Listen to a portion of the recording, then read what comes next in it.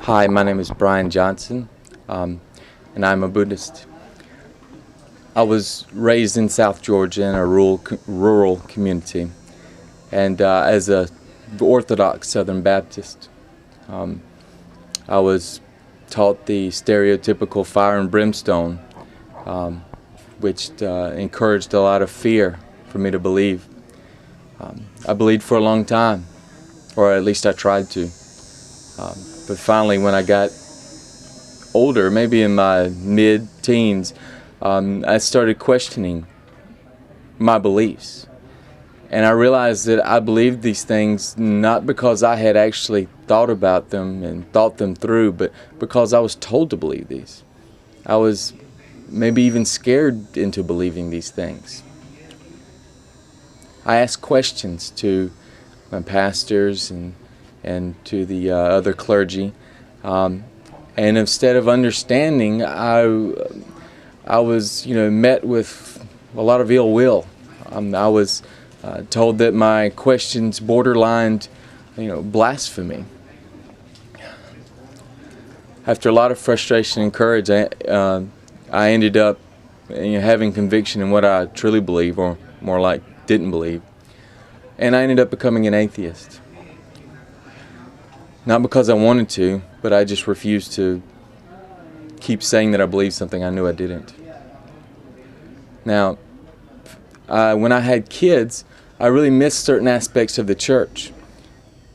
Even though maybe I didn't believe in the things they taught, they did teach me ethics and a lot of good things that you learn in church. And I wanted that for my kids, so I started studying a lot of philosophy and ethics. And one of the things I taught to my children was Buddhist ethics. It stayed mainly on a Buddhist ethics side.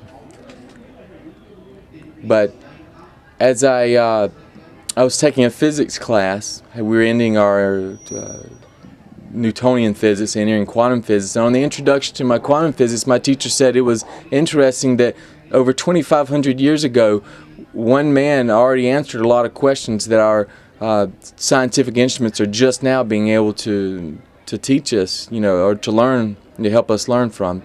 And when I asked who it was, he said the Buddha. So this got me very interested. I started studying Buddhism not only as a philosophy, but going deeper. And as a religion, I found there was a lot of truth to it. Growing up in America, with the predominant religions being Christianity, Judaism, and Islam, they're all religions that have a book of beliefs, and we're all expected to be a good member of that religion to follow these beliefs, to believe in these beliefs, and I presumed that all other religions were the same way. They were just different books, a different set of beliefs. And I was surprised to learn that Buddhism wasn't like that. They have books, don't get me wrong, but instead of the books containing beliefs that you're supposed to believe in to be a good Buddhist, they're more of pointers of ways to live your life and things to do where you can see the truth for yourself. When I asked questions, I wasn't met with resistance or told that I was being blasphemous. They were welcomed. Ask all the questions you want. And I was told even once, keep asking, ask all the questions, because sooner or later, you're going to run out of questions. All your questions are going to be answered. And that's exactly what happened. Now, it's beyond the scope of this interview to go into all of these things, but I encourage anyone to explore the Buddhist teachings. Because it's not just another religion, another book that someone's going to ask you to believe in. It's going to teach you how to live a good life and follow an ethics. It's going to be a pragmatic teaching that's not based on blind belief, but is based on reason and science and things that make sense.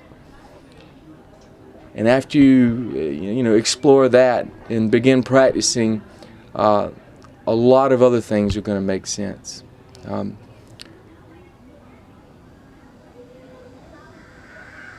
that's all I could say. Is that it's not what you think. I would definitely take the time to explore it. It's not like any of the religions that anyone growing up in America is used to.